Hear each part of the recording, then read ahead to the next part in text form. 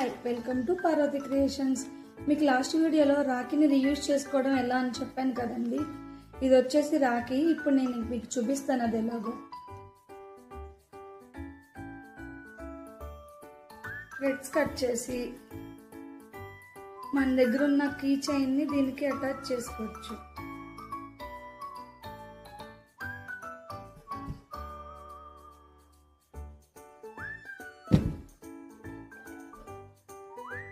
ఇలా వస్తుంది.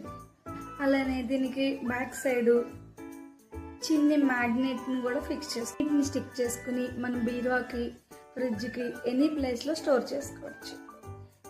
ఎప్పుడు రక్షాబంధన్ అయిన తర్వాత అక్కడ ఇక్కడ దాచుకుంటాము కదా మనం, అలా దాచుకోకుండా ఎప్పుడు మన కళ్ళ ముందే మనకు కనిపిస్తూ ఉంటుంది ఇలా చేస్తే. ఓకే, మీకు నచ్చినట్టయితే లైక్ చేయండి, షేర్ చేయండి. బాయ్.